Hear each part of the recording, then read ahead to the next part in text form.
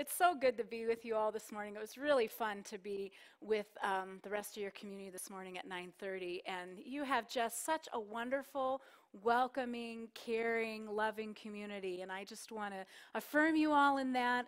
It is felt for those who come in and haven't been with you before to just feel a part of you already. So you're doing what God is asking you to do, and it's a beautiful thing. So thank you so much for letting me join you this morning. I do spiritual direction. I'm a spiritual director, and I have a bivocational license with the denomination, so I kind of do pastoral stuff with that. I'm a social worker. So a bivocational license is basically, he yelled out in the first one, but Yeah. that's what Oh, what is it? Oh, I can tell. no, Oh, that's what Dave. Yes, yeah, right. Dave, our associate pastor. So we get to kind of like have it's your feet in a couple different places. It's not the full ordination thing, but I say we get to marry and bury and that type of thing. Like officially, we're okay to do that, but get to do some other stuff too. So anyway, it's been an interesting thing, and I'm gonna touch on that a little bit later. Of an interesting journey to put all of those different things together in my life and how God has led me. But so much of that has to do with our sense of time. And so I want to ask you a couple of questions just to ask among yourselves or within yourself. What is your relationship to time right now? Is there something you're looking forward to? Is there something that you're looking back on, either with excitement and gratitude or with maybe some regret or some woundedness? Or are you at a place that you're just kind of trying to get through each day? The ancient Greeks have two words for time. The first one is chronos, which, when you think about it, is chronology, right? So it's literally the sequence of moments, emphasizing the duration of time, the chronological order of things, the clock, the ticking of time, 60 seconds in a minute, 60 minutes in an hour, 24 hours in a day, 365 days in a year, that type of thing. Just very set sequential type things. So there's the chronos sense of time. What we do as a society is we sure do live a lot of our time out of that sense of chronos. We have deadlines, we have goals, which are all great things, but there's so much fear and anxiety and that can be mixed with our hope and our anticipation in what it is to be living in that time, that chronos time. The gift that we have is that there's also the type of time, the form of time that the Greeks called kairos time. And that is the right, the critical, or the opportune moment. Kairos is timeliness, appropriateness of time, the symmetry and balance of time, circumstances that open moments of opportunity, perhaps a season in life, something that is a fitting time, perhaps even an appointed time.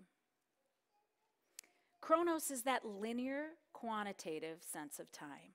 Kairos is the nonlinear, qualitative sense of time.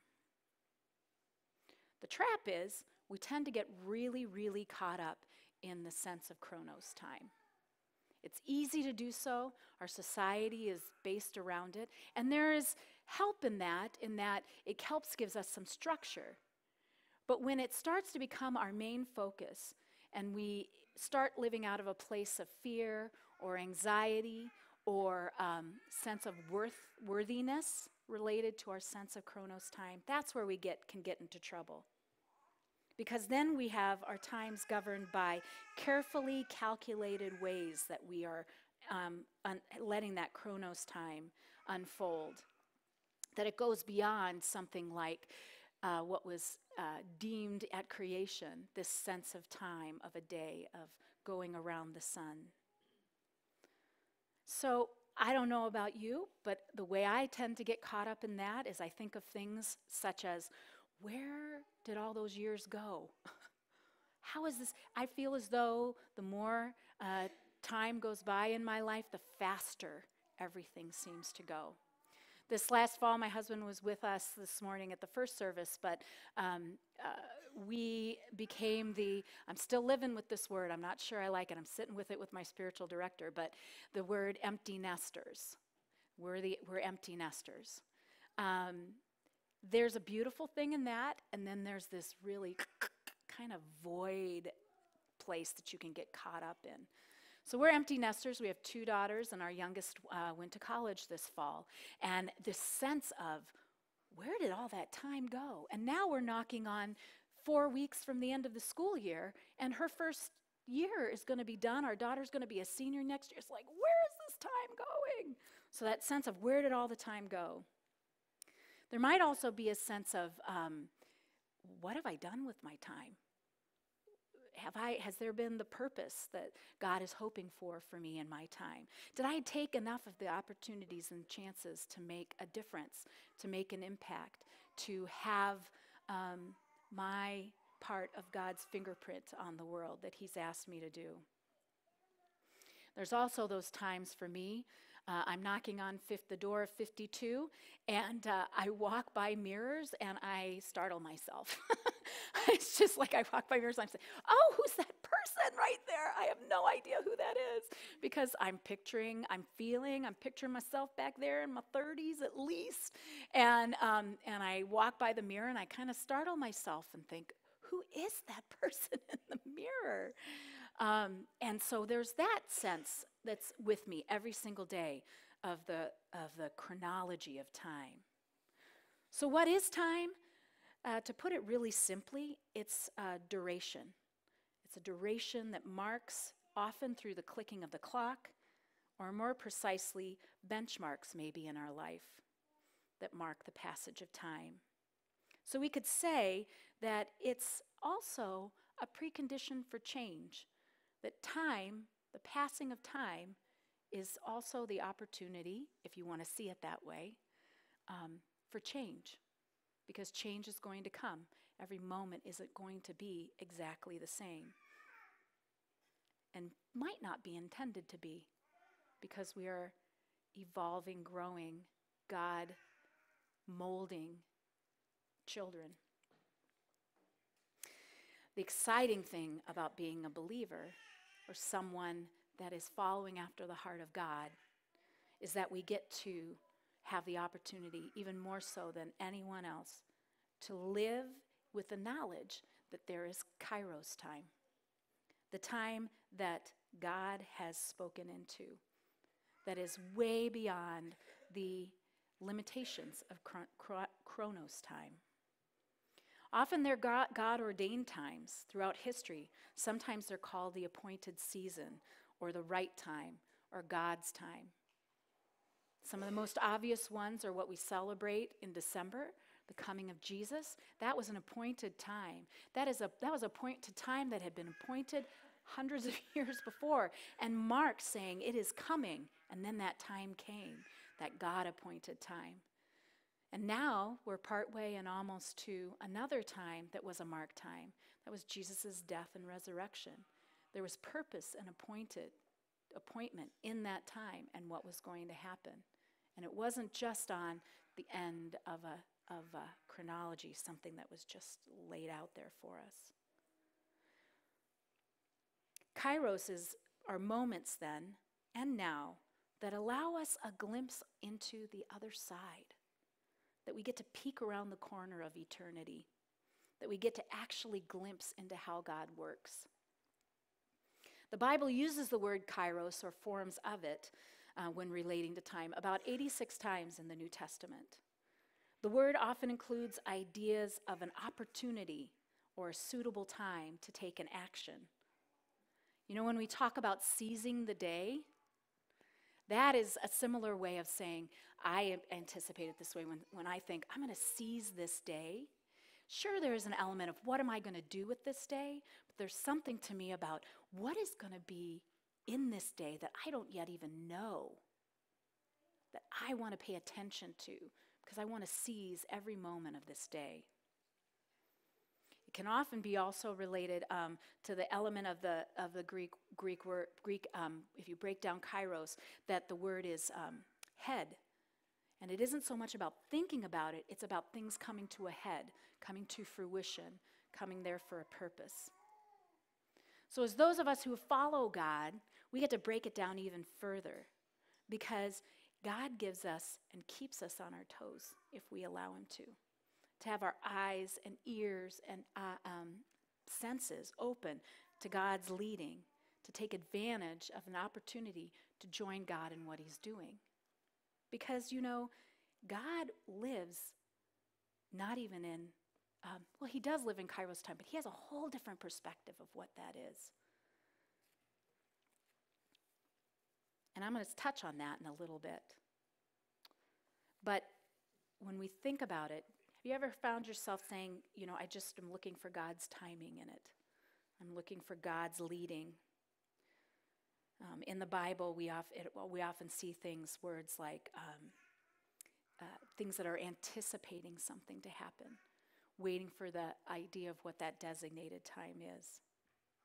In God's time, sometimes seem a little more important than others, but they give us those windows, those doors that are either going to open or maybe even perhaps close, that help us to get a sense of peeking around that corner of eternity and seeing God's sense of how his timing works. So to share a little bit of my story and how this thinking of Chronos and Kairos time has been helpful to me, I'm going to look at a bigger picture type thing and give you a sense. In undergraduate school, I was a music education major. All the way up till then, I wanted nothing more than to be a music teacher and to make an impact on students like my teachers had that helped give me my confidence and a sense of identity. And I couldn't put these words to it at the time, but maybe who God created me to be. So I declared that major the second I walked on campus. It was a double major, so it ended up being 5 years to include my student teaching and everything. And I got to the end of my student teaching, and I said, I don't think this is it. I don't think this is it. I would be lucky if I'd be in one school. I'd be lucky if I would have 300 kids to get to work with every day and not hop around different schools. And I knew in my heart that I was created to be somebody to work with smaller groups than that. I would have loved it, but I didn't feel like it was a sense of who God created me to be, that what I really loved is working with smaller groups. So I took a job working at a family therapy practice where a position had just happened to open administratively with a family therapy practice that also had an educational portion to it. I went to school in Chicago, and they were connected to Northwestern University. So I was their front receptionist, and I helped them a little bit with retreats and organizing their retreats, and just kind of discerning and figuring out where God was leading me. And while I was doing that, I was thinking, maybe music therapy. And as I was talking with the people who were leading the program and wise people in the field, encouraged me to go for a degree in social work because it gave me a broader palette to work with, and I could do a lot more things and be open to other changes maybe that would come up in my life. So they wrote my recommendations to be able to get into a master's program in social work, which I feel like was such a God thing. Who's going to take someone into a master's of social work coming out of music education necessarily, until I had this year working with these professionals whose names made a difference in getting me into graduate school. So I go into graduate school thinking I'm going to be working in schools because, hey, that makes sense. I was education and then social work, and I'll work in schools. And those jobs are hard to find. And I ended up working with older adults, and I loved the work that I did, but about 5 years into it, it was like, I don't think this is it. I don't think this is it. We started to have a family, had two beautiful girls. I was working part-time, and my husband was full-time work, and we ended up tag teaming as parents. And just for us, that was really became challenging. And we came to a place about 2 years into it where it was like, this isn't quite exactly how we wanted to raise our family. And we were fortunate enough that my husband's job could cover our needs, and so I stayed home. That was a tough decision, actually. As much as I always wanted to be a mom and pictured myself as that, there was a lot of work and things that I had accomplished, and that all had to be set aside now, and I was losing my sense of self and worth in that. Now I'm 12 years past that, and I am back into a place of, what does God have for me?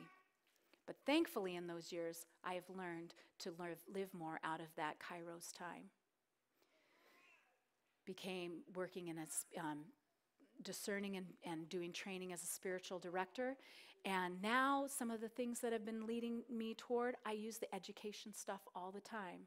I use the social work stuff all the time in leading me into this next stage.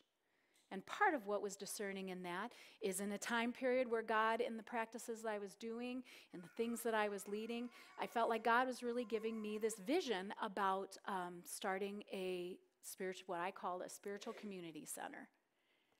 But my girls were young, and it wasn't the right time. But instead of setting that dream, that vision that really felt like God's leading aside, instead I turned it into a visual of letting it simmer on the back burner, making sure with a lid on it in the sense that it wasn't going to evaporate and just go away, that God kept that alive, but it wasn't time. It wasn't time yet. And with other things that have come up, what actually ended up happening is God really kept saying, every time I tried to step out of that and to make something happen, when I would feel restless and try to do something else, it just didn't seem to work. I tried to step ahead of that. I felt like God was coming with me, but what ended up showing clear to me is that I was maybe stepping a little too far ahead, trying to make some things happen. And it just wasn't going to work out with the balance of our family and anything else. And so it was waiting until we had both girls in college. It was this sense of, ease up, Jen. Just chill now. Just wait till they're in college. And then this fall came up, and I was ready to go again. I was ready to go. What I didn't realize in the most of it, and when in the midst of that time, and what I'm sure many of you guys find as well, is that I lost the sense of understanding that God's sense of time is so different than ours. God is timeless. In 2 Peter, he cautions us, do not overlook this one fact, beloved, that with the Lord 1 day is 1,000 years, and 1,000 years is as 1 day. The psalmist writes, O my God, I say, take me not away in the midst of my days, you whose years endure throughout all generations. Of old you laid the foundation of the earth, and the heavens are the work of your hands. They will perish, but you will remain. They will all wear out like a garment. You will change them like a robe, and they will pass away. But you are the same, and your years have no end. The Lord doesn't count time as we do. He's above and outside the sphere of time. He sees all of eternity's past and all of eternity's future. A second is no different than an eon for him. 1 billion years passes like a second to him. And though we are in ourselves having that sense of that limited time, I hope and pray that we can each find that sense of security and assuredness that God, though he is timeless, has each of us as part of what that is in his plan. My husband was with us this morning, and he said, ooh, I want to send you this quote from C.S. Lewis about time. This really helps a lot. And so I'm going to read. He just went out to the car, found it, and sent it in to me. And I thought this was so helpful. If you picture time, this is C.S. Lewis, if you picture time as a straight line along which we have to travel, then you must picture God as the whole page on which the line is drawn. We come to the parts of the line one by one. We have to leave A behind before we get to B. And we can't get to B, or we can't get to C until we leave B behind. But God, from above or outside or all around, contains our entire line, and he sees all of it. What we call tomorrow is visible to him in just the same way as what we call today. All the days are now for him. He does not remember you doing things yesterday. He simply sees you doing them.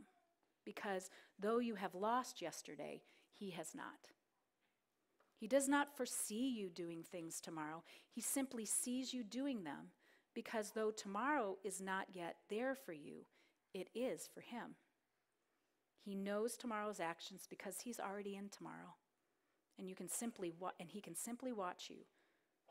The moment at which you have done it is already now for him.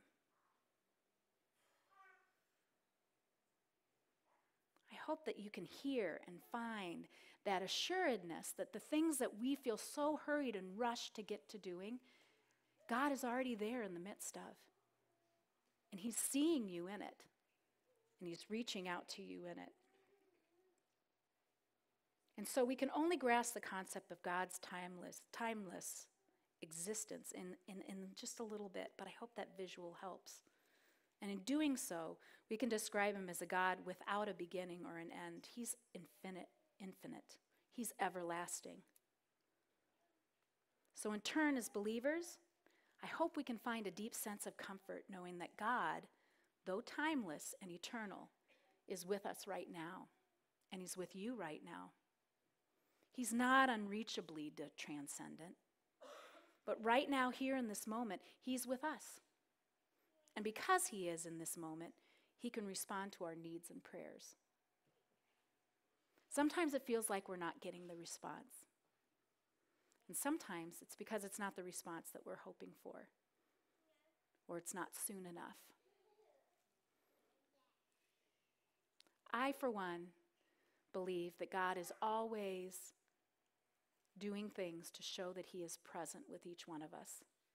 And if we take the time to take a deep breath, to not work out of a place of fear of what the next day is going to bring, but out of a place of assuredness that God sees you in the midst of all things, that then you'll notice where he is meeting you, where he is letting you see his presence, that those things that we think are often coincidences are often God.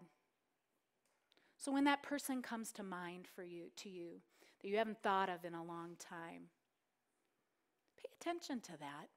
That could be in that Kairos time.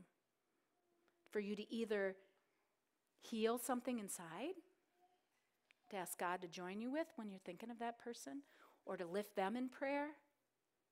Or you may be the recipient of one of those phone calls that says, hey, I know we haven't talked for a year and a half, but I've been thinking about you.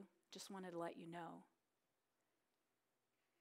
Could that be God in that Kairos kind of time, reaching out and wanting to touch your life and let you know I'm here? It's a risky thing sometimes in those moments when we say, and then I feel that too, when I let God know, I'm feeling insecure. I'm not sure where you are exactly, but I'm gonna ask that you help me see that. I'm gonna do my best to tune my ears and my eyes and my senses to seeing where you're at work. And when I choose to do that's my part, then those little things open up. And I see that through simple things, seemingly simple things. But it makes me giggle because I realize it's actually that, the elbow bump is this morning, right? It's that elbow bump from God just going, I'm here. I see it. I see you. I've got you. So as an omniscient, omnipresent God, he is not bound by the confines of chronological space or time. That's why he flows so beautifully into our existence when we least expect him to. When we ask for something right away, again, it may not always come. It may not always come in the form that we want it to. And that sometimes gets us to a place where we don't ask at all. And it can be frustrating because to the Lord, one day is 1,000 years. But it also could be surprising because to the Lord, 1,000 years is as one day. So I encourage you to live your days looking for those moments, those Kairos moments, those inexplicable times when his will and your desire meet, when his way intersects with your daily life. And that can happen anytime. And our encouragement is just to let ourselves be attuned and look for it in an unexpected way. Often, to especially be open to the way that it might come that we least expect it. So the end of my story of all of those things and my daughters now starting college, is it the end of that or is it just the beginning? I'm figuring that out. I'm challenged with it every day. I have ways that it feels like God's leading me and I'm following them and trusting them. But boy, am I, every day, I'm one of those where it's like, oh great, I've sat back, I've done that part, now I'm ready to go. I feel like I'm the horse, in the starting gate, just waiting for that gate to open. But and I feel as though what's happened is the gate is opened and God's going, take a little trot. Take a little trot. This is not a race. This is not a race. That's just coming to me now. This is not a race. Just saunter on out there. Take it as it comes. That's frustrating when you've kind of ready as a racehorse. You're ready to take that race on, and he's saying, just trot along. It's all good. It's all going to unfold the way I want it, the way I have it for you, the way that I'm trusting he sees is the best for me. I pray that you see the same for yourselves in taking that deep breath. I'm going to close this with a poem from Teilhard de Chardin, a priest who passed in 1953. You can close your eyes if it's helpful for you, or just listen and see what God has for you in it. It's called, Above All, Trust the Slow Work of God. Above all, trust in the slow work of God. We are quite naturally impatient in everything to reach the end without delay. We should like to skip the intermediate stages. We are impatient of being on the way to something unknown, something new. And yet it is the law of all progress that it is made by passing through some stages of instability, and it may take a long time. And so, I think it is with you. Your ideas mature gradually. Let them grow. Let them shape themselves without any undue haste. Don't try to force them on as though you could be today what time will make you tomorrow. Only God could say what this new spirit, gradually forming within you, will be. Give our Lord the benefit of believing that his hand is leading you, and accept the anxiety of feeling yourself in suspense and incomplete. Amen.